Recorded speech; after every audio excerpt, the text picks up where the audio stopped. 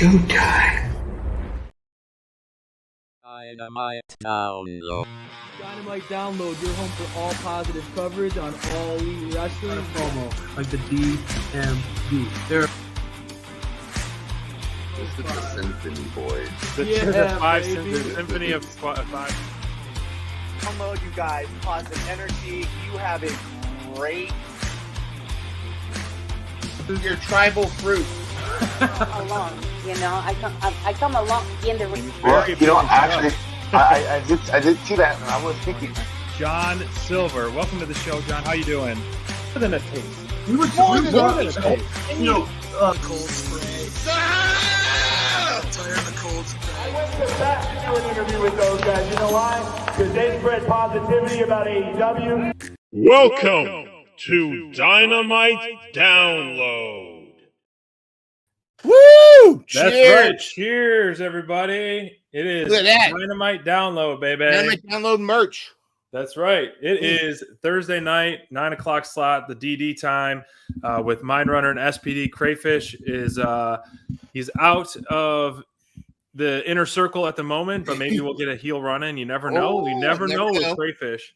But I think he's tucking his tail right now because of the standings in our recent fantasy draft. If you didn't watch it last week, go back and check it out. It was a lot of fun. I think we're going to make this a quarterly thing. Yep. But Mindrunner, his better half, Full Tilt Deb, Crayfish, and SPD all drafted our team of 15. And we're keeping it simple. Everyone who gets a victory on any AEW television, whether that be Dynamite, Rampage, or Collision, will get a 1 point. And so our recent standings, let's see what we got for our current standings as it sits after Dynamite week 1. So we started it here on, where is it? Here we go. There we go. The rankings right here. We got Full Tilt Deb with a hat trick last night on Dynamite. SPD with almost got a hat trick, got snubbed there a little bit. Kind of surprised on one of those matches. Team Crayfish, she was sitting there with one of them, and then Team Mindrunner, a poop emoji. So that's a goose egg right there. So I just want to say, yes, we goose egged. Team Mindrunner may have goose egged on Dynamite, but I only had one representative. I was keeping it neck strong. Yeah. And I want to make sure that even though we took the loss, we did spread neck strong awareness. Yeah. And I want the refs to double check the tape there, because I think Hangman did an illegal maneuver on an already tender injured Roderick Strong. I mean, that was a dangerous maneuver that probably should be outlawed. Roderick Strong should have been handed the victory by default.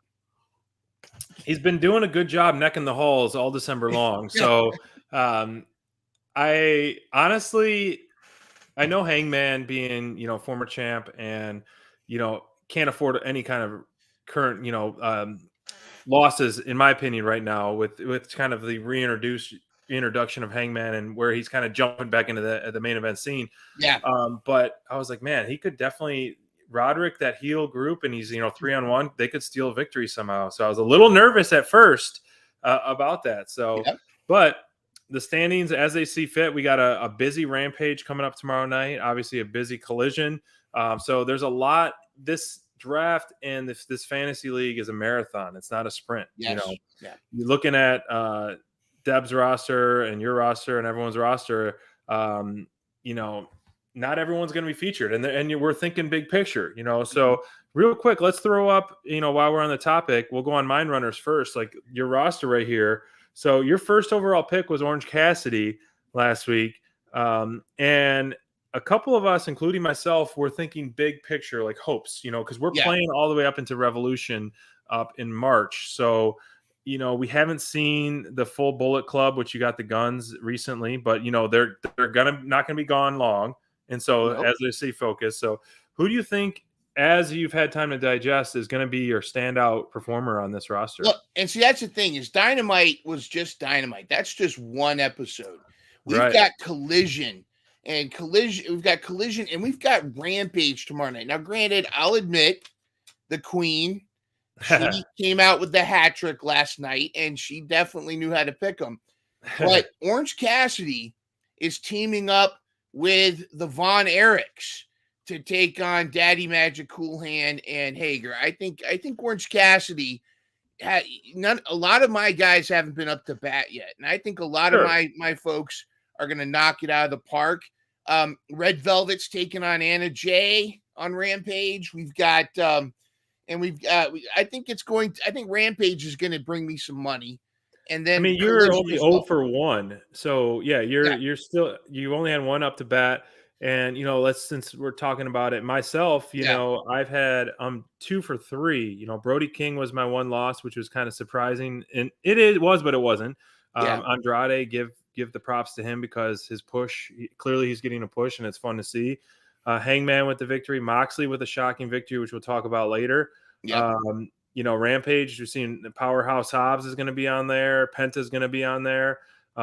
The Acclaimed and Darby Allin and FTR have been kind of quiet, and obviously Young Bucks are not featured. So they're taking their sabbatical or their hiatus to try to figure out what the heck they're going to do. No more BTE. So I hope that one of my sleeper picks, which isn't necessarily a sleeper, is going to be Powerhouse Hobbs. I want to see him push and just him featured week in and week out, personally, on my roster. You might as well give yourself a point because I think he's in action on right, or one he's in action on Rampage. So in action usually means a win. Right, that's true. That's the only downfall of Rampage is those some kind of squashy matches. But if it furthers a story, I'm all for it. But looking at Team Crayfish here, Swerve being his number 1 overall pick, he's got some gold there right now around the shoulders that we're seeing, a lot of gold, kind of your theme there as well, Mind Runner. Mm-hmm. But Miro, that's one that kind of stands out to me, where he's been kind of quiet, obviously promos backstage, Christian Cage and Adam Copeland with that kind of, hopefully we'll get something on Collision because that's one of those things that we've talked about week in and week out is the stop and start of storytelling. Yeah. I don't know if you throw up Full Tilt's card there for us. Yeah. Full Tilt. This is the queen here. Now, granted, diverse roster, one of the more diverse ones in my opinion. We scoffed a little bit when she picked MJF because aside injuries aside and the Devil storyline, it doesn't seem like he's going to be competing much anymore. But still, this could be one of, we don't know what's going to happen post End of the World on to Revolution. So there's a lot going on there. Now, we did technically kind of bend the rules slightly. We made an exception with El Vikingo. Mm-hmm. But tomorrow night, Rampage has got the trio of Top Flight with Action Andrade facing Penta, Commander, and Viking El Hijo de Viking guy. And from my understanding, I'm not spoiled on who wins or anything, but I have heard that is one of the most incredible matches ever, including, I think you had sent the link to me, that Jericho has said this in his 33 years of wrestling, this is one of his best matches. So as far as Full Tilt Deb, I think Vikingo is a huge pickup for her. And I also think Dante Martin, now that he's back, that they're going to be putting him in the reps. They're going to be getting him a lot of stuff. Riho is going to be getting some wins because they want to build her up into the title picture with Tony Storm. I hope so. And I don't know about you, but we're going to get into the matches, but I love the fan reaction and the storyline with Andrade right now. And I feel like he's really getting the reception he deserved. It's almost like he's getting a restart compared to when he started before with Vicky Guerrero. Mm-hmm. And I think that's actually it's going to be a benefit to Deb going forward is having Andrade on there. Yeah, I think that could be definitely a sleeper pick. I've liked, he won me over a lot in AEW because I was not much of a Andrade follower in WWE. Mm-hmm. And when I really got to see some of his just incredible acrobats and in-ring stuff, and now he's even more jacked. And I think I was a little bit disappointed when he kind of broke away from the LFO or the LFI. LFO, it's a boy band. LFI, which I think could have been a very, very strong faction, but now we're seeing the rise of Roosh, which into a stardom, which is a lot of fun. So as we're talking about these guys, Hey, little man. Let's look at the card from last night. Tremendous. I'm barking too. Oh! It was a tremendous. The War All right. Dog is barking. Hoo. Yes. The Brody King. I felt, I hate to say, there was only one weak point last night, I felt, because even with Jay Lethal and Mark Briscoe being technically out of the tournament, they both put on a good show. And now, granted, I feel like Mark Briscoe versus Jay White was more brutal, where Jay Lethal did well, but Roosh clearly dominated that match, and it was really Jay Lethal did a lot. I mean, there was a lot on Jay Lethal putting Roosh over with his reactions and a lot of the athletics, but we'll get into these. But I didn't feel like there was any of these matches fell flat. Everybody came to work except one portion of the show I felt was weak. And maybe we'll get into that if we have enough time as well. But what I didn't notice other than just now was, I know they talked about the runtime and Tony Khan tweeted about it, but they're advertising the 5 over right here, which is interesting because to me, I would love to just jump into the ending at the moment right now with the devil scene because it's a hot topic. I didn't notice this runtime advertisement, which I guess I should have seen earlier, but once that Moxley Swerve match ended and it was just kind of, Swerve kind of pouting in the ring, in the shock, I was like, I almost turned off the TV. Granted, there wasn't the credits and all that. But then I was like, oh, shoot, there's more going on right now.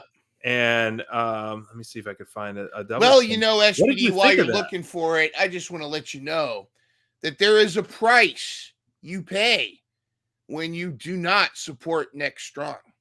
When you do not support. Now, I'm not saying anything about anybody being any kind of devil. I just do want to say that karma is a very angry bitch. And I think that when you mess with Next Strong, you end up in real glass. If we keep going back, this is one of the hot topics online over and over and over. And it's been fun that to me, it's still very exciting. And I love the guessing game because other than the devil and who's the devil and who's behind this, like there's storylines, but there's not mystery. There's no mystery going on right now in anything. And so Hangman getting thrown into this whole drama of the MJF and the devil is very, very interesting. So they're adding another wrench into all of this. And now we're starting to see more actual physical parts of the devil. I mean, we saw him stand up out of the car. So we're seeing a build. To me, this build, I know he's wearing a jacket, was a bigger build than we saw after the Acclaim getting thrown through the glass. Yeah. To me, the Acclaim through the glass, the devil, like his mask looked so big and his shoulders so kind of scrawny, kind of like the Adam Cole that we're all predicting. Now you see this person get out of the car, which could be Adam Cole. I've broken my leg. He could be in a walking cast. So it's not out of the question, injury wise, because he's about 3 months post injury. Yep. So what is your take on this? Because also the goons to me seemed bigger. Yeah. Again, stepping out of kayfabe and just, being realistic, I have a feeling that the original direction they were going to go with who the devil was, they've changed. They may have changed a few times, but I think they now finally have an idea what they want to do. Okay. And I think that's why we're now seeing the devil again, because I think they've kind of narrowed down what the storyline's going to be.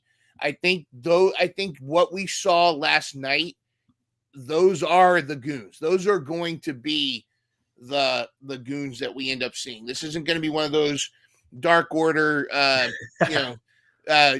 Brandon Cutler not punching Dustin Rhodes well. It's not going to be one of those. Yeah, it's not the Dark Order dominatrix people. I like what you said, though. I agree that they're finally really making this more compelling than they're doing what they should have done when they started this whole devil thing. But I really do think they stumbled. I really do think originally it was supposed to be Adam Cole, and I think when Adam Cole hurt his leg, that they had to pivot, and they weren't sure what they're going to do. Plus, they're seeing what's going on online. They're listening to they're paying attention to the theories, which is why A lot I of thought it was pivots. very interesting last week, the way they staged MJF with the bottle, the beer bottle, yet they didn't actually see him get hit. They just showed MJF laying there.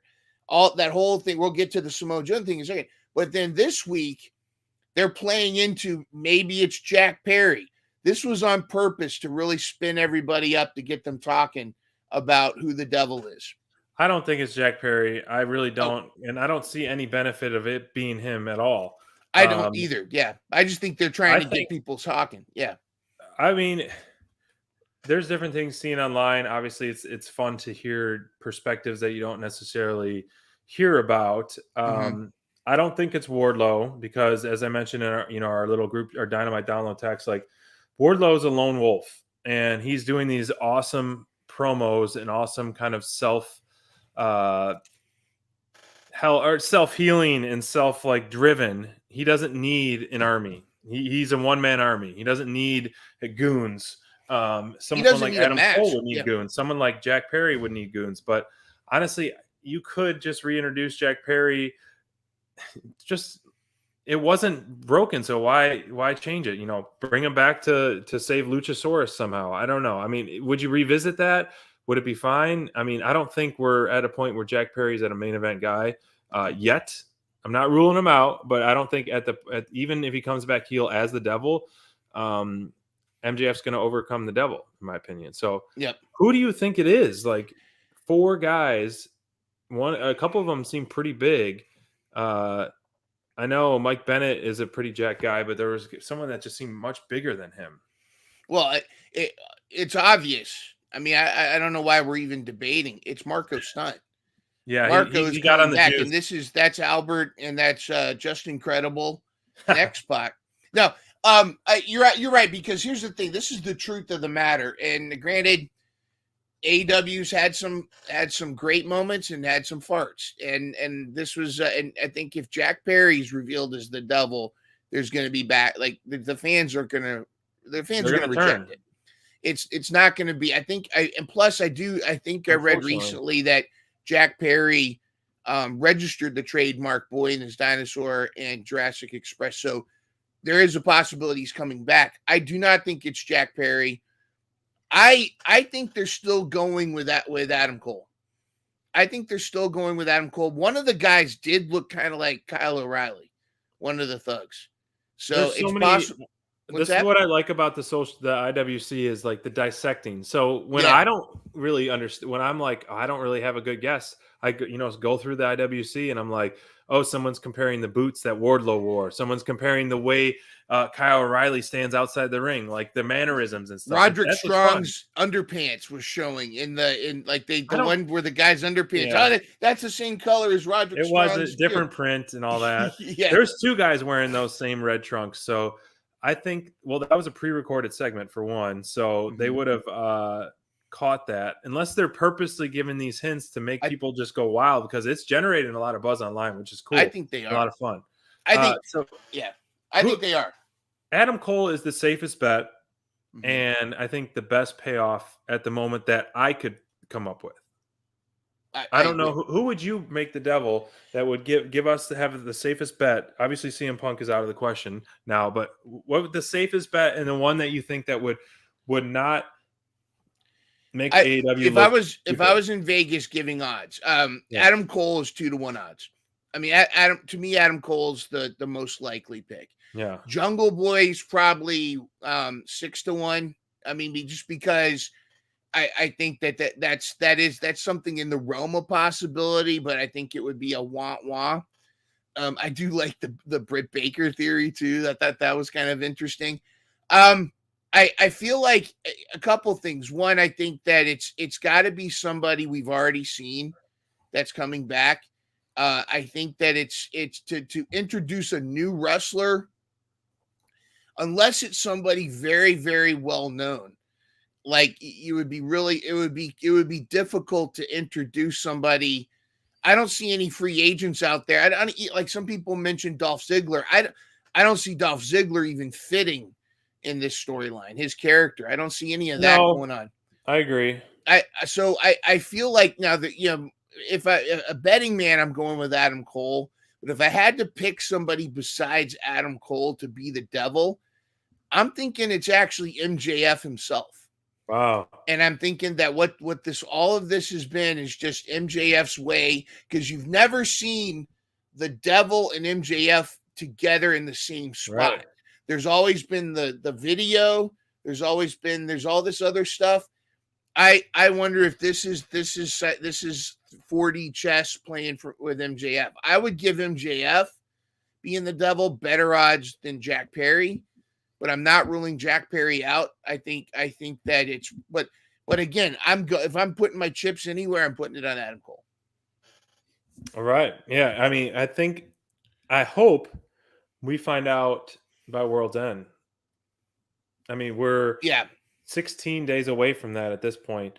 But we can keep dissecting this time and time again. But it's fun. It's a lot of fun. It makes me wanting to tune in even more to see if there's a segment, because we started the show with kind of talking about it, and we ended the show with an actual action, which was surprising to me. Like I said, I almost turned it off because I thought that was the end of the show. That's why now, you gotta be next strong.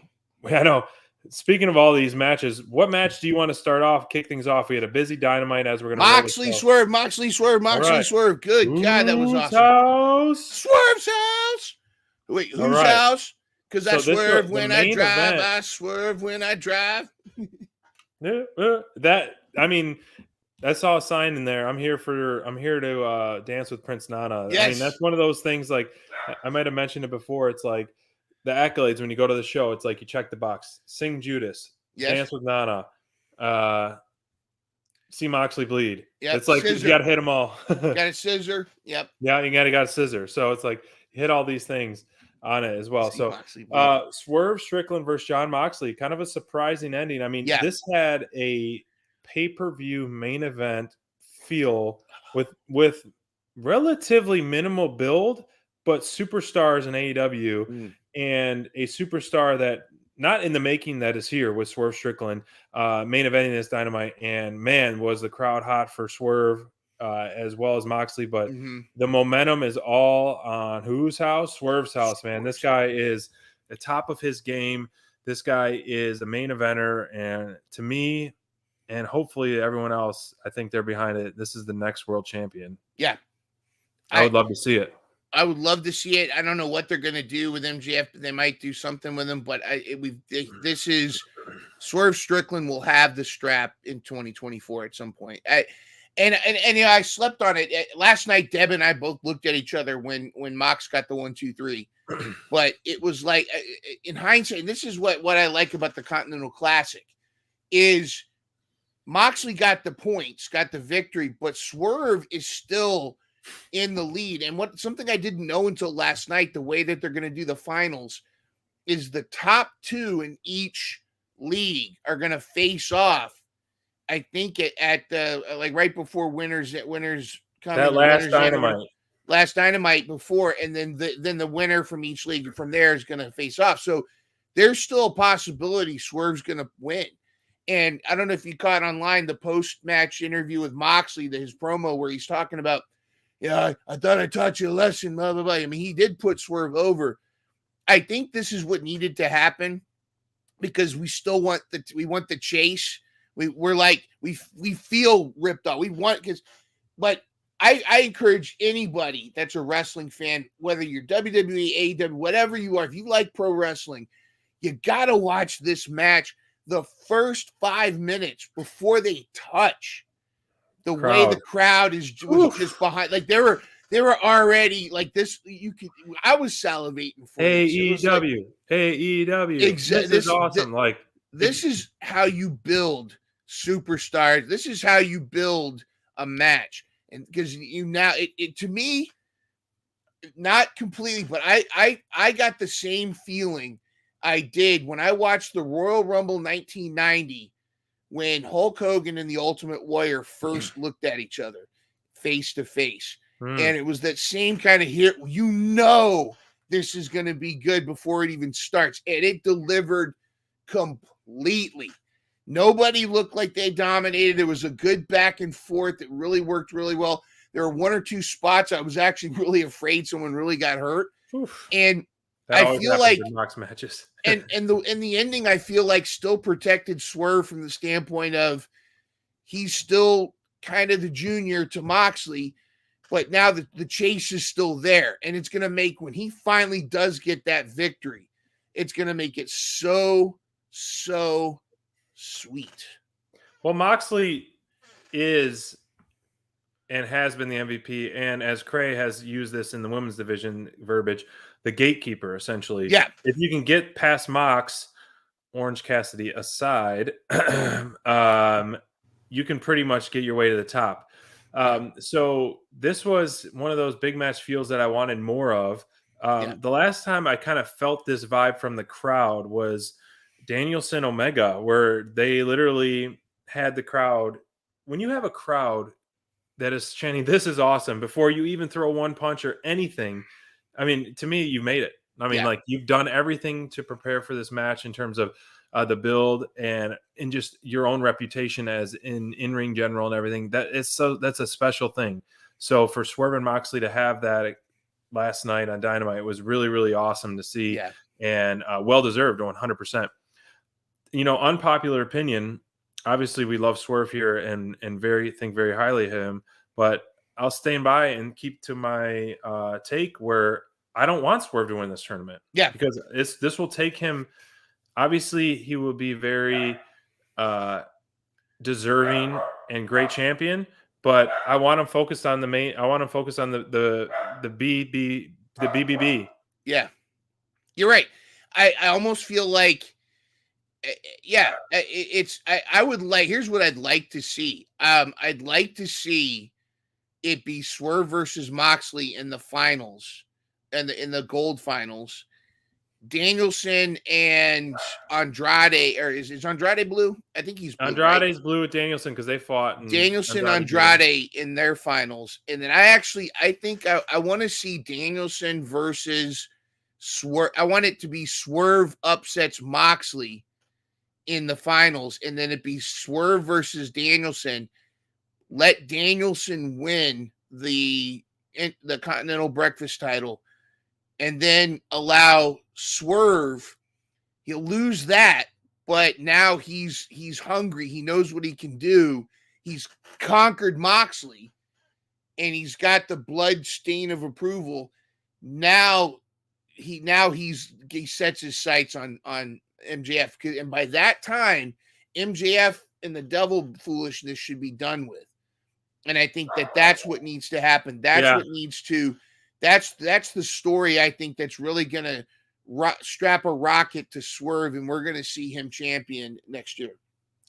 Yeah, I'm very, very. Swerve is definitely, the storyline with him is very intriguing, and looking at the landscape, as we've talked many times, like, of who would be a good inner cross promotion champion and all that, and Moxley, Danielson, even Andrade those are all be very good ones. Not to say Swerve wouldn't be.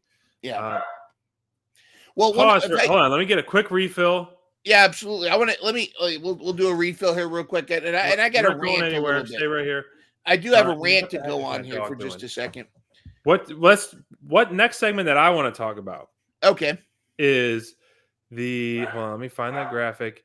Is my representative on Team SPD and Full Tilt Deb, the Andrade Elite that we just kind of talked about. So stand by 2 seconds.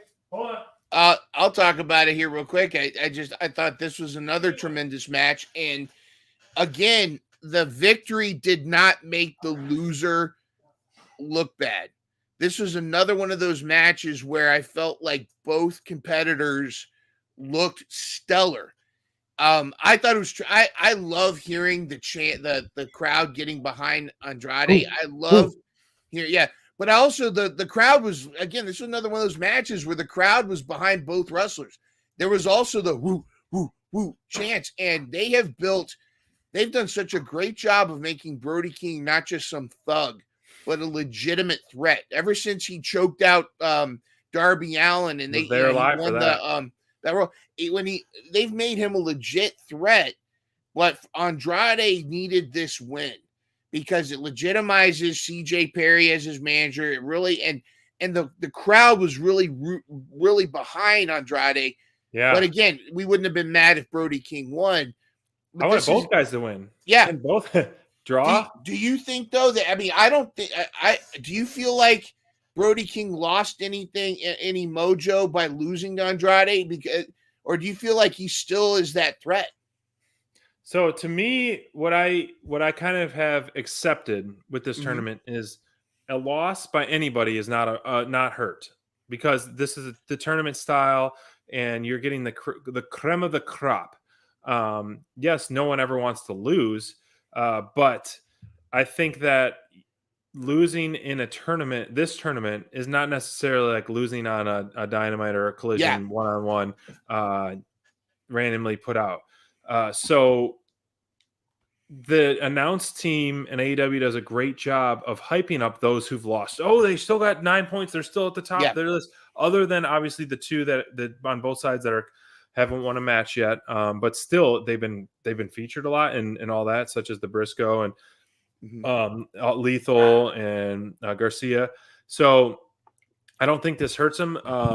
I think AEW is very smart at pushing Brody King as a legitimate force, because not only has he shown like what he's got in the ring, like his look and his aesthetic and being a big man is kind of something that's been missing in AEW, where they don't really handle their big men that well.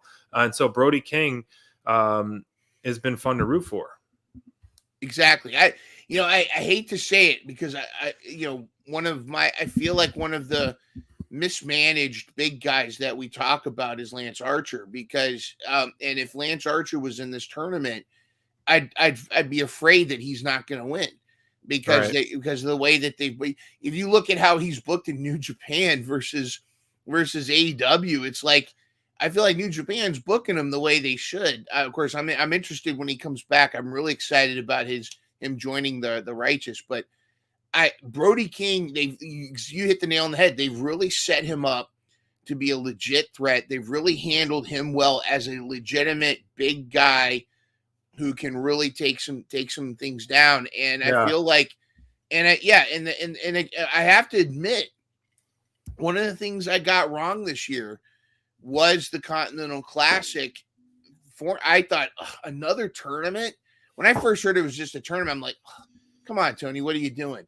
Right. But then when they announced the format, the way it's going to be the round robin, I felt a lot better about it. And then after that, when they announced who was going to be in it, great. And everybody, with the exception of maybe Jay Lethal, Mark Briscoe, he was probably an underdog all from the get-go, but every name they announced was somebody I could see doing well in this tournament. And this was not like, oh, one or two good people and the rest are jobbers. This was like anybody could take this. And I felt like I admit I was wrong about this. I feel like this has actually made AEW even more interesting and really helped a lot of people. Yes, shine. Looking at the landscape of the roster, like there's so many more high talent people that could have been in the place of a Lethal and in place of a anyone else, a Briscoe, but that's kind of diversifying in terms of just like your in-ring stuff. I mean, you throw in Kenny Omega, you can even have thrown in Will Ospreay, you could throw in even Kyle like Ray Fletcher. Phoenix or something like. So hey, Hangman could have been in there. Definitely. Yeah, I mean, there's limitless possibilities. You could have literally put everyone in a Yahtzee cup and throw it and be like, have it and make that tournament, and it'd be a lot of fun. But on the Andrade win, convincing win by honestly the two top guys in that blue division with Brody King and Danielson, in my opinion, really has paved the way for him to take the number one seed in the blue division, in my opinion. Mm-hmm. You can't beat those two guys and not invest in the story with him at this point. Exactly. You're all in at that point. Absolutely. Especially after last night. After last night, it was tremendous. I do want to jump on Scoot's. The Scoot is in the house. Scoot's point of it. This is also like, and that was a little confusing how the belts are combined. That this is also going to be the ROH World Champion, and I don't know what Tony's plans are with ROH. I think it's interesting that I guess ROH is pay-per-view is tomorrow night, and yet Friday. they've also got Rampage, and Rampage has got it's like Tony Khan is competing with Tony Khan. Tony Khan's got one before, though. What's that? I think he's done that before as well. Well, it's interesting because he's got one of the best trios matches tomorrow night on Rampage. Gosh. Granted, it's not, it's going to be insane, but ROH. But I wonder, like, it's going to be so the winner of this is going to be the ROH champion, but also the Continental Breakfast champion and the other champion Continental Breakfast Buffet. Yeah, the Breakfast Buffet champion. So it's going to be interesting to see how that goes. We talked about pans out. That is very interesting. Yeah, and we did talk about how the transcontinental, the All Atlanta, what do they call it now? The Continental, the Intercontinental Championship. Oh my gosh, the one that Orange Cassidy's the orange belt. The orange belt, though, originally when Pac had it. Speaking of Pac, that should have been another one in the tournament. Yeah, imagine him next year in this thing. That would be insane. But I go back to the thing is that they need to have a belt, whether it's this one or the Continental Breakfast belt, where they can tour other countries and other promotions and tour. Like, I like that idea, and I thought Pac was going to be that person. Putting it on George Cassidy was great, but like, I'd like to see it on somebody or maybe this belt on somebody that's now going to go to Japan, go to Mexico, go to UK, go to all these other promotions and have these matches for the belt and really, really promote it, because it's going to really spread. It's going to grow. That's how you grow AEW as a global entity. Is you have Moxley, you have Danielson or somebody show up at all these places and defend the title. Big names like that. Yeah. So to continue, I'm looking at different match cards. What is another match you want to talk about, or a segment that you want to talk about, since we're just going to bounce things off each other? Right. We're going to keep it positive as we do here. And that's our vibe. We keep it positive. Positive doesn't mean that we're naive to reality. Sure. And positive means we give constructive criticism. I felt like the weakest part of this entire night was Chris Jericho and Kenny Omega's promo battle with Ricky Starks and Bill. Which was shocking to me. And I actually felt like Ricky Starks and Big Bill ate their lunch. I felt like for two of the greatest, especially Jericho being one of the greatest promo guys of all time. I mean, he rarely misses. This was a rare miss. And it almost felt like it was a lack of chemistry between Kenny and Jericho. And there were some visible moments where Ricky couldn't hide his frustration. Ricky could tell that it wasn't going well. And he almost had this look like, I'm supposed to be intimidated by these slugs. It almost felt disrespectful to Ricky and Bill, the way that to me it felt like Kenny Omega and Jericho just showed up and they were like they didn't read the assignment. Yeah, they didn't do the assignment, so now they're just BSing the teacher in class. And Ricky was there for a good promo, and I don't think Kenny and Jericho showed up. I think we need to have a lot more. I think they needed to have more of a confrontation, and I felt like it fell flat. I think they should have done a little bit more homework as well, kind of see how they flow with this. And it seemed like off the cuff a lot, which most of the time all these guys can do great. Call a spade and what it was, I think Kenny and Jericho kind of were talking over each other too much. Yeah. I do believe they have the chemistry there. But I think the promo, unfortunately, and Ricky did a great job with keeping it together. Yeah. Taking those punches on the chin, getting called Enzo and this and that and the other, the cheap heat and the cheap names. And I was, kind of shocked by some of the stuff that Jericho said. Unfortunately, being such a Jericho-holic myself. Yeah.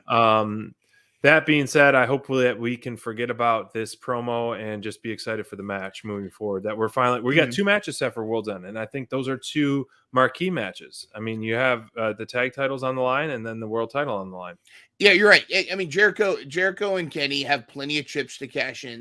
This does not hurt them much at all. I mean, it doesn't, and it's not going to hurt the match. I just feel like there should have been more. When you have, because Ricky's good on the mic, and Big Bill, surprisingly, I got to give my kudos to Big Bill. I think you and I've talked about this before, that they are really giving Shawn Michaels Diesel vibes, and not just because Big Bill's a big guy, but a big guy who can talk on the mic, and then you've got this charismatic, Ricky Starks. I feel like I like this duo. I'm very impressed with it, and I feel like all they need is another promo segment where it's better, and then we're back on track. I don't think this is good. I don't think it derailed the upcoming match, but it definitely, they could do better. They could have done better. Yeah, I hope this isn't it until the match. Is that if the Jericho injury is a work or what? But they need to continue the build, because if this is the only build for the match, it's kind of a little disappointing. I mean, we're getting the match period, which is great, but you got to give us a build if you're going to do. I mean, on paper, you have Jericho and Omega, 2 former AEW World Champions, that really they should dethrone these 2 guys. But if they're not giving us a good build, I want to see these guys retain personally. Got it. And get more of it. Get really more quick, of these guys. I think they should retain. I hope they do. I just want to throw this out there, and then I don't want to spend too much time because we got other matches to talk about. Yeah.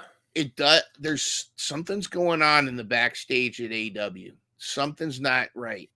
Yeah. Something's going on with the Elite, and I don't know if maybe Kenny, that was part of it.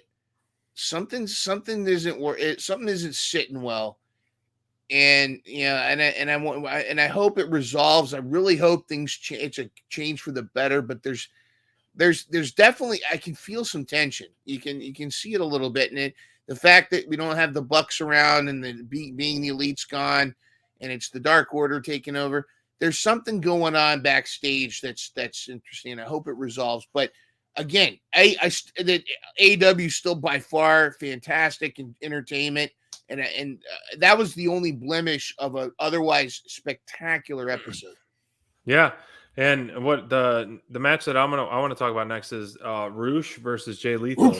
And I think that since Roosh's return, even before his return, when he was wrestling and doing all this stuff, he was gaining momentum on the SPD train, in my opinion, as a fandom.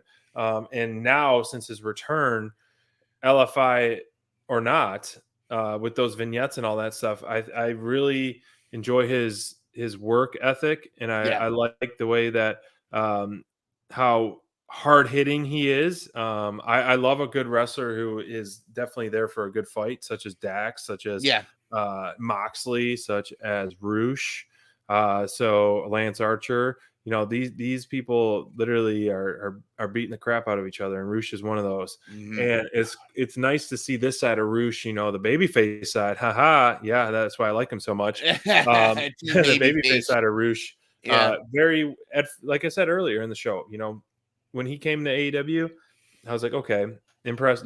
Show me something that impresses me, and it took a while, and now he's really taking that step, and I enjoying this push that he's getting with this tournament, being featured in this tournament, and week in and week out. So, no props to Jay Lethal. I have enjoyed his work ever since he's been in AEW, but this is Roosh's time in this tournament.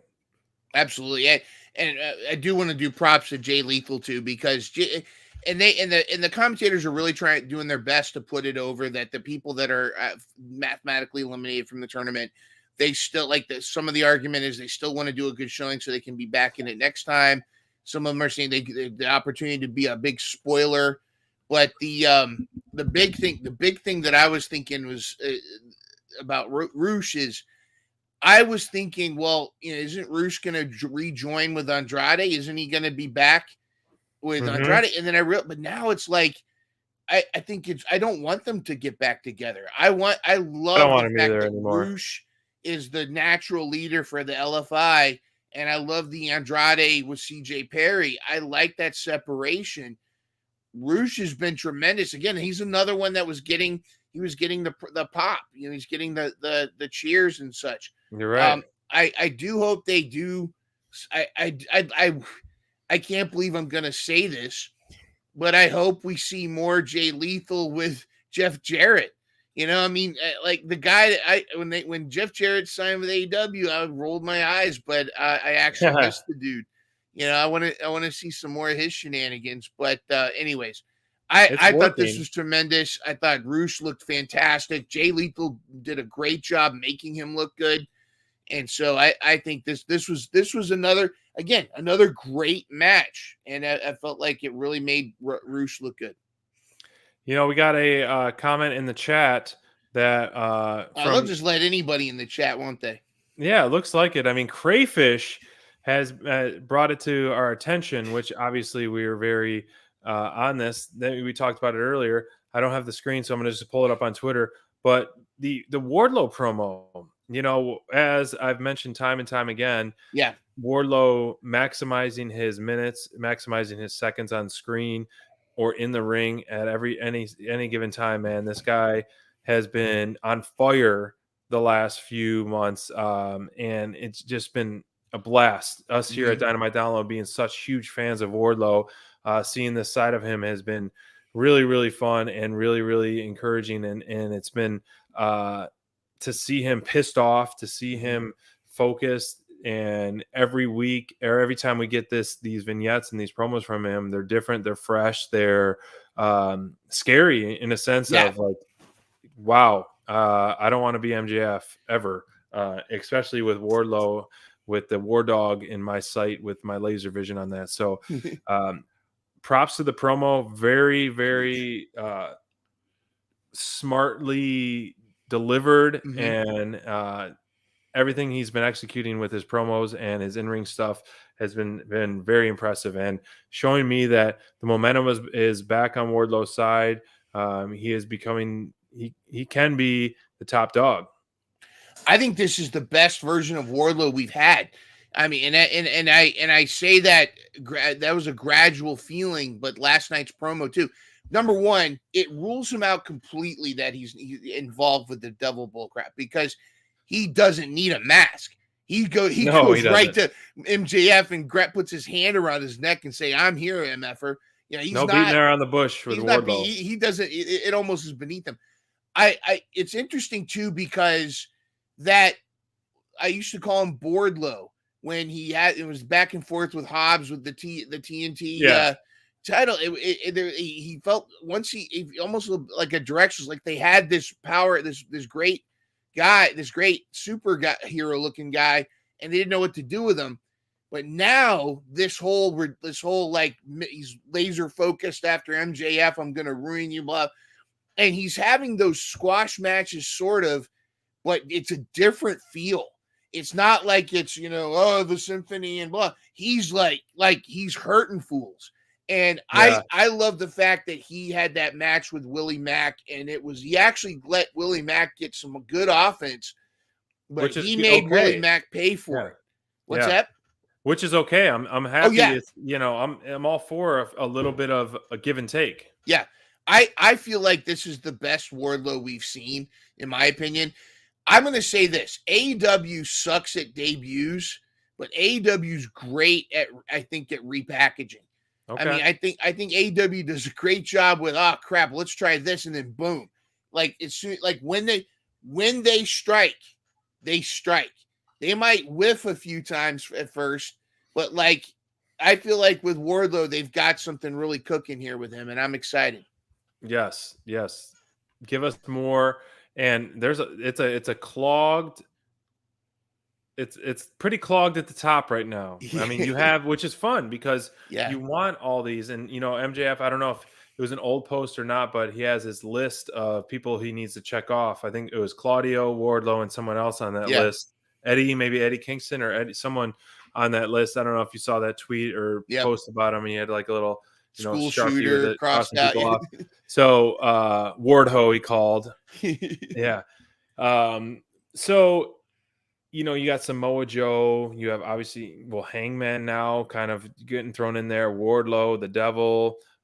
Who knows? I mean, there's a lot of clogging at the top right there. And yes, that's right. SPD has definitely clogged a few toilets in his days. So you know what I'm talking about on that, getting clogged on that crayfish. Well, we miss you. We wish you were here.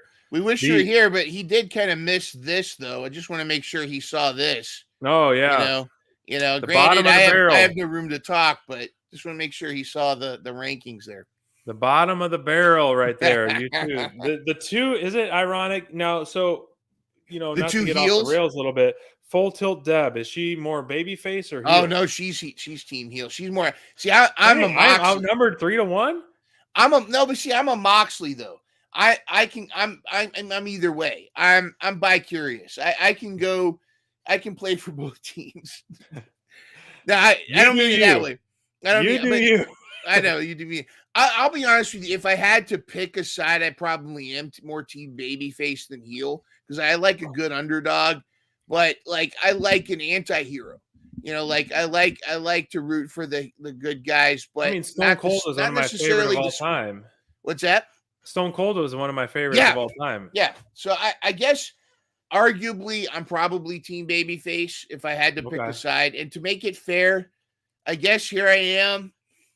I'm put at a crossroads since I can't walk the middle. I'm going to go ahead and declare myself team babyface. Oh, my gosh. I am team babyface since Full Tilt Deb is full team heel. Hold on. I've officially done this, ladies and gentlemen. I am official team babyface. Wait, what are you doing? No, SPD, no, you can't make him babyface. He's a heel. Don't listen to him. Don't listen to Mind Runner. Don't make him team babyface. You got to stay with me. You got to be rock hard like me. You got to be rock hard, Mind Runner. You can't do it. Don't betray me. No, you got to stay with me. I'll get you anything you want from TJ Maxx if you stay team heel. I do love a good TJ. Yeah. Hey, it's only a matter of time before those guys get to be team babyface, bro. I mean, it's inevitable. What's cool about all being a heel is when you're such a good heel, you get liked so much, you turn into a babyface, aka DMD, aka Swerve is on the progress of that as well. So that's what's cool about being a nice dirty heel. You're eventually going to be quickly to turn into a baby face. Yeah. Well, Crayfish is happy he got Full Tilt Deb. So, all right, on team heel there. But, well, as we're what's one more segment you want to end on? We still got the your next strong. We got the Jay White, Jay Briscoe, the Mark Briscoe, Jay White match. Do you want to talk about? I feel like the women's match. I feel like what we said about the Roosh and Jay Lethal match, we could also say about Jay White and Mark Briscoe. So we don't need to go back there. Yeah. I already mentioned my next strong thing. Let's give the ladies some credit here because I do think that I actually feel like it's interesting that Riho has suddenly shown up. It's interesting that this feud with Toni Storm. I'm more concerned with what's going on with Ruby Soho. I really feel like we missed a huge opportunity with the Outcasts to do some kind of blow off. I'm going back to there's something in the air. There's something going on. There's something with DMD. There's something going on backstage that's messing with stuff because we should have had some kind of blow off where it was Now you could keep Toni Storm doing what she's doing, but you could bring somebody else on team. You could bring somebody else on Team Outcast and still have maybe a 3-on-3 of some kind, but we never got that. Riho is of course I feel like sometimes TK pushes the Rio button whenever ratings are slipping. It's like we're calling the Rio, but she's such a delight. This match was basically Beetlejuice versus Sailor Moon, and it was tremendous. But I gotta agree I with did like Crayfish. her get ring gear. Sorry to cut you off, Ruby. No, I did thought it was like her great. ring gear. I do think the cameramen were trying to get some fan service that they shouldn't have. They needed to be careful with whenever Rio got on the top turnbuckle. That was a little. All right, well, I don't know. We're not PG, but come on, dude. But to highlight also, I think the highlight of the match, not only, and again, Ruby Soho has improved since she's been in AEW. When she first showed up, I noticed that she would do like a stutter step sometimes. Mhm. She couldn't quite get her feet. I don't know what was going on. But now she put on a much better match with Rio, and there was a lot more fluid. Rio got to do a lot of her stuff. But to kind of go with Crayfish in the chat here, the highlight was the commentary. The highlight was definitely the commentary for me, was the bravado. And I actually feel like Tony You're right. Storm is, regardless of whatever, Rio just has to look cute and smile and make belt signs with herself. Tony Storm is selling this match. Tony Storm is making this match tremendous, and it's her personality. This gimmick has been like something I know it shouldn't be working. It shouldn't be this over, and it is, and I love it, and I'm compelled. And I don't know, they've got this whole thing with Mariah May and Luther the Butler. It's working. It's entertaining. It's over, and I'm intrigued to see what's going to happen. Do I think Rio's going to win back the title? No, but I think it's going to be a great match.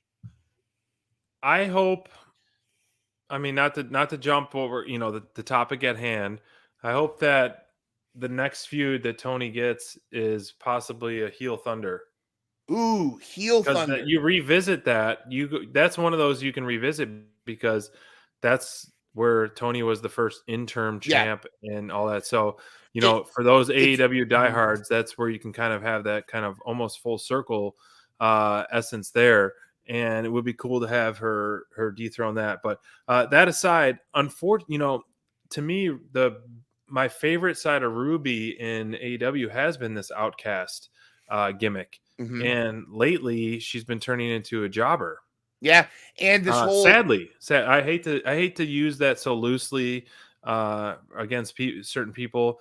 But yeah, she has been turning into kind of a jobber, sadly. I'm happy for her and Cool Hand Ange. I think they've been together for a while. I do, because if you go back to watch the All Access, he's hanging around her a lot. And I was curious. You think there's really something going on there? Oh yeah. If anything, either he's friend zoned or they're a couple, or there's something there. There's definitely a thing going on because they if you go back and look at the All Access, everywhere she is, he's there. And he was much more inconspicuous. And I'm thinking they're kind of playing this up a little bit. However, I feel like it's unearned. It's almost like goofy gimmick for goofy's sake. I feel like they've lost direction with, Daddy Magic, Cool Hand, and Hager, and they're just trying to figure out something. They're almost like, hey, maybe they're like the extra pieces in a Lego puzzle, and they're like, well, let's put these together. We need that blow off from the Outcast, and now it's turning into kind of this don't let them date kind of thing. And I don't know where that's going, but yeah, Ruby's better than being a jobber. But I mean, we're not seeing a whole lot of the rest of the women's roster. No, we're not, sadly. So where's the DMD? There's a lot that's been on pause or hiatus of the AEW roster in general that really could elevate them to the next level. I mean, there's a lot of people missing that's really hurting. I mean, and it's kind of showing, sadly. So I think there should be, hopefully people can get healthy, or what's going on. I don't know what's going on. I wish we had a crystal ball and we could see the future. I mean, you have three people that could instantly elevate the women's roster with DMD, Hayter, and Thunder Rosa that instantly make them a reputable, dominant division. I'm all for Thunder Rosa coming back, and there's no, she should not pass go. She should not even toy with the TBS title. It should be now. I'm thinking what would be tremendous, and it would fit Tony Storm, is they need to introduce, like whenever Tony Storm's on, they do this Timeless Tony. Make Thunder Rosa do those classic telenovela, those Mexican soap opera shows, those over the top, like, Yeah, oh, dramatic. pero, bitch, Estados Unidos, Estados, you know, like I would have a scene where Tony Storm's in her room and she's like, wait, you're not Mariah May. Who are you? And then it cuts and it does that old telenovela zoom in and it's Thunder Rosa. And she's like, that's my title, bitch. And then they have this back and forth. I think they really could milk that for a lot of good things. But San Antonio Collision is in San Antonio right before the end of the year. So I wonder if we're going to hear those drums. And Man, I hope so, but I don't know what they're waiting for. Not pulling the trigger on that. But what I want to see, even like something that happened with Statlander winning the belt, kind of like that open challenge, or like, is anyone get all this challenge me? Thunder Rosa, just come back and just win it right off the bat. Almost don't even. I would be happy with almost like not even like a feud, just coming back with just shaking up the division like crazy. I would be all for that as well. As we know, there's a lot that needs to happen in the women's division. Yeah. So we'll end on that. So where do you want to see? Let's end on a positive note. Where do you want to see Thunder Rosa kind of re-debut? That's San Antonio. Where and when I do want her to feud with Tony Storm, and I do want her to win the title back. I think that because, but again, that's what I want. Yeah. I don't know what's going on backstage with all the blah blah blah, and I'm surprised that because it does seem like she's ready to go, but creative doesn't have anything for her. It's weird. I do, but I want to see exactly that, her come back and she be that, because like. I feel like you've got to make each championship a little bit have a different feel, a different vibe. Yeah. You've got to have one, like you got to have one championship belt be that workman's championship. The TNT belt that for a long time. You got to have that one where they're defending it all the time and have it change hands frequently. But the premier top of the mountain championship needs to be for the best of the best. And I love Toni Storm, and she's great, and she's doing this. Mm-hmm. But I don't think she needs the title anymore. And I think she's almost more entertaining when she doesn't have it and she's throwing shoes. And I think that you need somebody like a Thunder Rosa, like a DMD, to have to be a strong warrior woman. Like a Wonder Woman needs to have the title, not Harley Quinn. You know what I mean? Yeah. Like to use DC characters, Wonder Woman needs to be the champion and not Harley Quinn. If that makes sense. I was looking at this in the chat right here, Scoot, about a hot take right here. I think that is a very hot take, but you would have to at least kind of put out feelers for network wise. Well, I think you should Venus more. You should have at least sponsorship. Two matches there. What? A Venus Just sponsorship? Venus crotch shaver sponsorship. And they'll be all set. That's right. They need up. They're gonna get double payment from the sponsorship if they do all women's on. If they do that, they need to have women's tag titles. Yeah, you're right. I think they need to have women's tag titles. I think that and it's time now. They could test it out on ROH, but I think it's time to bring. Scoot also just brought something I was about to say. The great minds think alike. I think I don't know if Billy Starks is going to drop it or not tomorrow. We'll find out it tomorrow. Athena's going to drop it to Billy Starks, but I think they're setting Athena up to come back to AEW because she has basically arguably carried. She's carried not just the women's division, but I feel like she's really carried Ring of Honor. Yeah. Now, granted, they're doing a lot of cool stuff. Dalton Castle's doing cool stuff, but I could see Athena maybe sliding back into contention, but something's got to happen. If they do that, the women's division needs some serious attention. It's chaotic right now. It's unfortunate that this is a common theme for months and months and months. And I hate to end on a sad note, but there's a lot of wrestling that we got ahead of us. And I wish Ring of Honor Final Battle was on Sunday so you can really have 3 days straight of Yeah. great AEW Ring of Honor TV. We got Rampage tomorrow. You got Ring of Honor Final Battle. You got an amazing trios match, double That's gonna be trios. That fire. it's like, when do you tune in? You got the Blackpool Combat Club versus FTR and Briscoe on Ring of Honor Final Battle.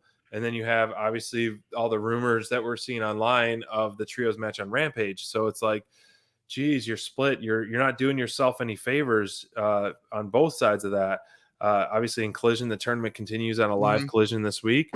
So I was hoping that maybe that Ring of Honor show would have been on Sunday, but interesting that it's on Friday. But a lot of stuff to tune into this weekend. What I'm most excited about, though, is I'm excited to see how this tournament's going to. I can't believe it. I'm actually really excited about this. I would love to see Andrade. I'd love to see Swerve.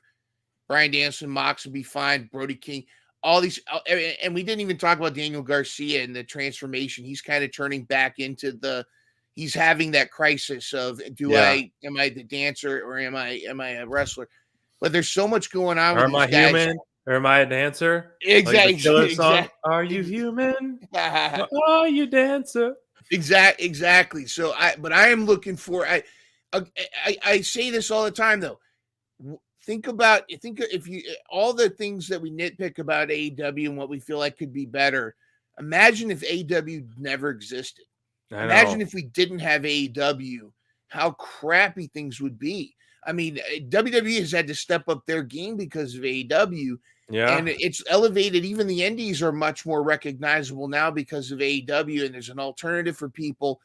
And like I said, it's like even the worst AEW show is still incredibly entertaining.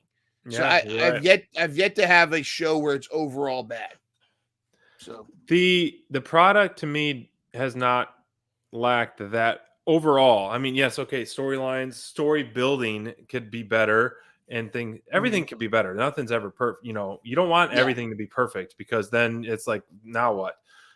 Yes, I think builds could be better, but I think they're doing a really good job with this tournament, with the backstage interviews that we're getting constantly, both on TV or replaying on TV, as well as social. So you really got to be plugged into the social channels online to get these awesome, essentially unscripted, limitless, no time limit promos, where on TV you kind of have it, obviously more time limits that we're getting. And so I think that it's making this tournament feel, it's kind of revamping AEW in a sense on that. So as we wrap up, give me your finals. Who's going to go head to head and who's going to win at this point in Mind Runner's mind? In Mind Runners, who's gonna win our draft? Yeah, who's going to be in the final? No, not the draft. The Continental Classic tournament. Who's going to be in the final? Who's going to win for you? I think that Swerve's going to upset Mox when it's the final battle, the finals for the gold. I think it's going to be Danielson on the blue. I think Danielson's going to ultimately be the one that beats Swerve, and for the actual final Intercontinental Breakfast Championship, because I think they've got plan. I think Tony Khan is got plans for Danielson to be a lot. I mean, aside from him issuing fines for Twitter backlash, negativity on Twitter, I feel like when CM Punk left, they split whatever deal they had with CM Punk, and I think MJF got some of it, and I think Bryan Danielson got the other part of it. I think that Bryan Danielson's going to be a lot more hands-on with Ring of Honor and with probably portions of Collision. Hopefully. And I think that it's going to be, I think that's part of what this is going to be, is he's going to take whatever this championship turns out to be. Danielson's going to kind of manage that. And I think he'll then drop it to the person he feels that can run with it once he's figured out what it is. I think he's going to define it. And then he's going to drop it to, it could be Daniel Garcia. It could be somebody else. But I'm with you 100% on that. I want Swerve in the finals, but I don't want him to win because he's destined for the BBB. He's destined for the Swerve belt. He's destined for the top prize in 2024. I'm still going with my gut is that Danielson winning this. That's what I predicted before the tournament. I'm still hoping that we get that. Avenge his loss to Andrade. Mm-hmm. I think, as much as I'd want Moxley versus Swerve Moxley versus Danielson on the pay-per-view. Okay, so as I'm talking this out, I'm like going like, who would be missed on the pay-per-view more, Swerve or Moxley? It doesn't mean Moxley won't be on the pay-per-view. I mean, there's But so much trouble. for build. There's no time for where the Yeah, but we've handcuff had- of the tournament. I mean, granted, AEW doesn't have much of builds for pay-per-view that much, but the handcuff of the tournament is everyone that's featured in this tournament. It comes down to the Wednesday before World's End. So where do you build? Okay, here we go. Now that I'm thinking it, Roosh was pissed about the Moxley thing. Roosh and Moxley at the pay-per-view, Swerve and Danielson for the finals, Danielson winning. That's why it's a win-win, an awesome, let's say, no DQ match with Roosh and Moxley because they're going to beat the crap out of each other.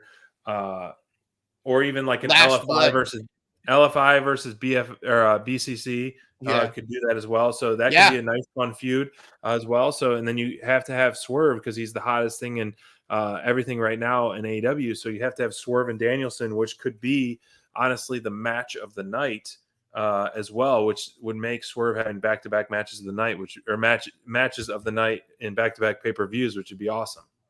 And I think we'll see immediately. We've got Miro versus Andrade ready to go. I mean, that's true. There you go. All you need is one promo. Have Miro, Miro try to see CJ. He did not win the tournament is because he is unfit. Only I am fit for you. And then let them. That's fight. enough. I mean, before you even mention that, that's enough for me to buy the pay-per-view. So if we're booking it now, Miro versus Andrade, MJF versus Samoa Joe, the tag match, the Golden Jets versus Ricky Starks and Big Bill, the Continental Championship, Danielson versus Swerve, Moxley versus Roosh / maybe BCC versus LFI. All that stuff is great. That's a solid card right there. Yeah. If we were booking it, I'd buy the pay-per-view anyway. Tony Storm versus Rio. Yeah, Tony Storm versus Rio, exactly. Julia Hart versus Abaddon. There you go. You're gonna have your moment there. Let's see. Let's do it. On the buy-in. Yes. Got the buy-in. All right. Yeah. Anyways, all right, guys. That is a hell of a pay-per-view, as Sami Zayn would say over there. But that would be a great, as we're booking. I mean, we just booked it right here, kind of on the cuff right there. So yeah, maybe we'll send a tweet out about that, how we would book our pay-per-view and see how we do it. But everyone, thanks for tuning in. Running a little late, but we appreciate everyone, and we'll see you next week. Same time, same place. Dynamite Download, 9 p.m. on Thursdays. So have a great weekend of awesome wrestling, everybody.